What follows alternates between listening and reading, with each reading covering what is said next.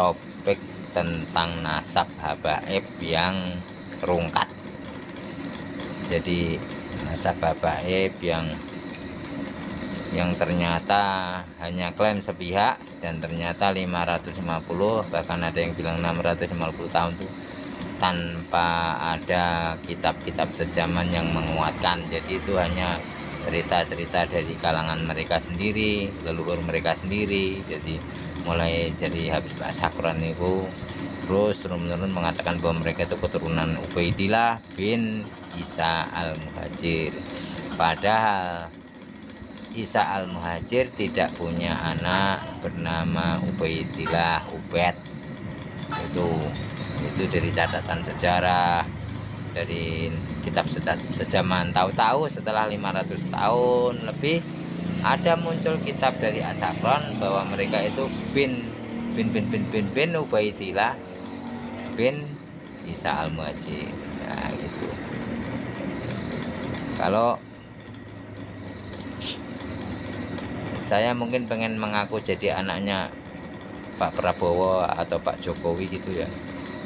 Saya pesan sama anak turun saya yang ke berapa nanti, ke 30 apa berapa, terus saya kasih tulisan, nanti kalau semua sudah berlalu kamu bilang aku anaknya Prabowo atau anaknya Pak Jokowi gitu kan. Orang di kemudian hari kan nggak tahu itu, kalau nggak diteliti lagi kan.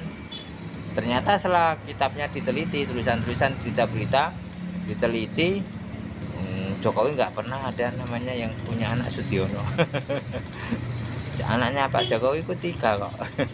Gitu. Jadi Gibran, Kaisang sama Kahiyang, kok ada Sudiono tiba-tiba setelah 550 tahun. Nah, maaf teman-teman, ini intermezzo. Sebetulnya kali ini saya pengen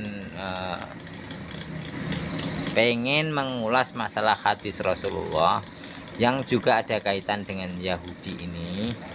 Itu tentang batu nisan, dimana orang Yahudi itu bersembunyi di batu itu.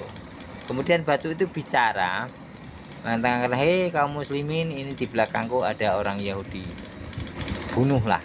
Nah, gitu kan. Terus kecuali pohon gorgot. Jadi pohon gorgot ini nggak mau bicara, dia aman di belakang pohon gorgot. Nah, kalau kita telaah dengan kacamata analisa logika sekarang gitu, mana bisa orang bersembunyi di pohon gorgot jadi tidak kelihatan gitu loh. Kalau mau bersembunyi nggak kelihatan kan bersembunyi di bunker gitu. Gitu kalau zaman sekarang gitu, atau di dalam terowongan kayak Hamas gini kan gitu.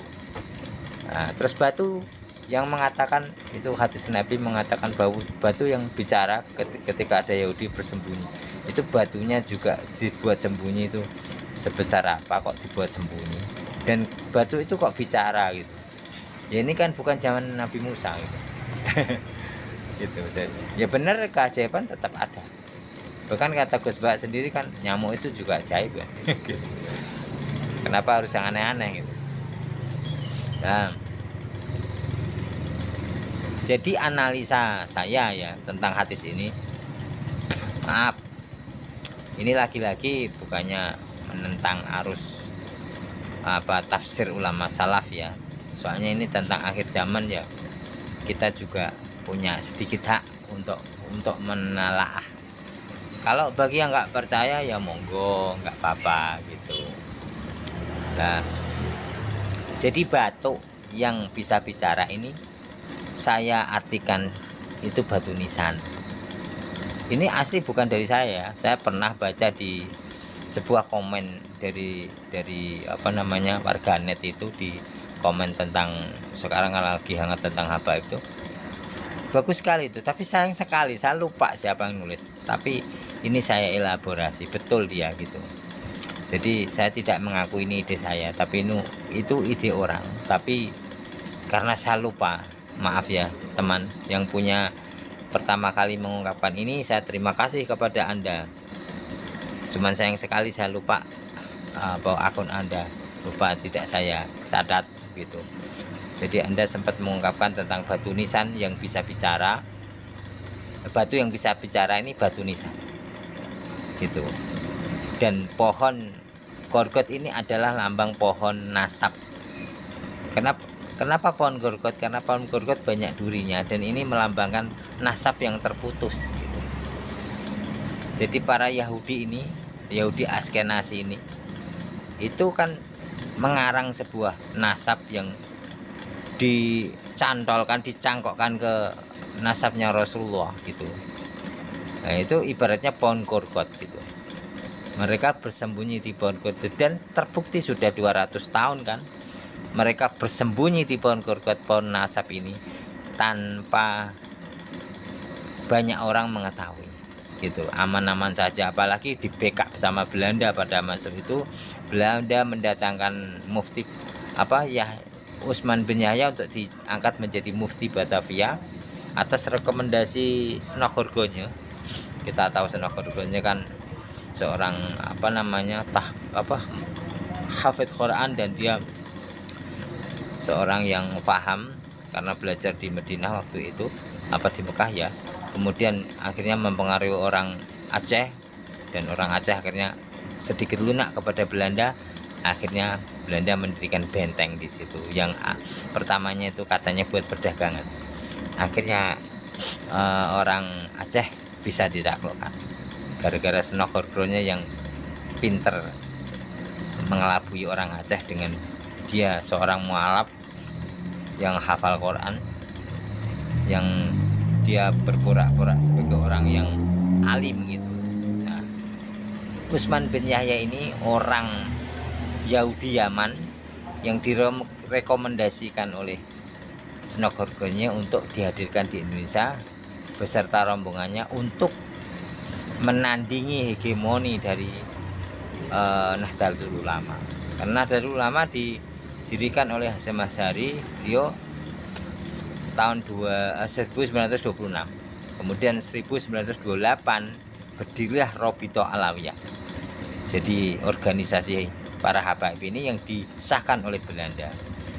Jadi Utsman bin Yahya itu sempat ada catatan ke Senogorgonya, dia mengatakan bahwa alhamdulillah saya berkat ada Belanda saya aman, karena saya sudah dibenci kiai-kiai di daerah Jawa Barat membenci saya. Kan beliau itu pernah, dia aja lah bukan beliau, karena dia pernah memberikan satu fatwa bahwa melawan Belanda itu haram, tidak boleh, karena Belanda itu ngurusi banyak kebutuhan kita gitulah. Oke, jadi pohon gorgot itu pohon nasab yang dibuat bersembunyi oleh orang Yahudi gitu. Jadi nasab palsu para habaib. Karena ketika mereka bersembunyi di batu itu bicara. Batu apa yang bicara? Batu nisan. Di belakangku ada Yahudi, aku batu nisan di Ponorogo, batu nisan Singobarong, batu nisan Pak Sakera, diyahyakan, dibaalawikan. Nah, dan mereka akhirnya sekarang bicara, ini di belakangku ada Yahudi. Kan Habib itu, bukan ini Yahudi belakangku ini. Karena mereka pembohong, memalsukan nasab, memanipulasi segala macam. Nah, jadi tolong kalian para habab ini sadarlah, kita nggak ngapa-ngapain kok. Kita lebih senang damai, dengan kalian pun kita senang damai. Tapi berhentilah untuk mengagitasi, berhentilah untuk memprovokasi, berhentilah untuk menginjak-injak kami dengan mengatakan kalian keturunan Rasulullah yang kastanya lebih tinggi gitu. Sedangkan kalian saja dulu ketika saya masih meyakini keturunan Rasulullah saja, saya berani mengatakan kepada kalian, kalian salah, dan kalian tuh tidak sesuai dengan yang kalian Rasulullah, nggak sesuai pola pikir, tindakan nggak sesuai. Dan saya yakin dengan logika saya itu, saya meyakini itu. Dulu saya pernah ikut habaib lama hampir 30 tahun gitu. Saya berani kalau dia salah menurut pandangan saya ngomong dia salah. Tidak mungkin Rasulullah itu menyetujui tindakanmu seperti itu. Silahkan bantah argumen saya, karena agama itu tidak bisa meninggalkan akal sehat. Rasulullah itu datang ke bumi ini mengajarkan akal sehat. Kalau nggak ada akal sehat, orang itu nggak percaya sama Rasulullah. Kenapa orang tiba-tiba percaya Rasulullah? Ya jelas lah, dari kecil nggak pernah berbohong sampai punya gelar Al-Amin gitu. Jadi bukan tanpa akal sehat mereka itu pada percaya kepada Muhammad Rasulullah itu Al-Amin itu. Tapi Abu Bakar saja ditanya setelah Isra Mi'raj, kamu percaya Muhammad sudah Isra Mi'raj? Sudah. Jangankan Isra Mi'raj, lebih dari itu saya percaya. Karena apa? Ya itu tadi, itu fakta empiris. Sejak kecil tidak pernah bohong.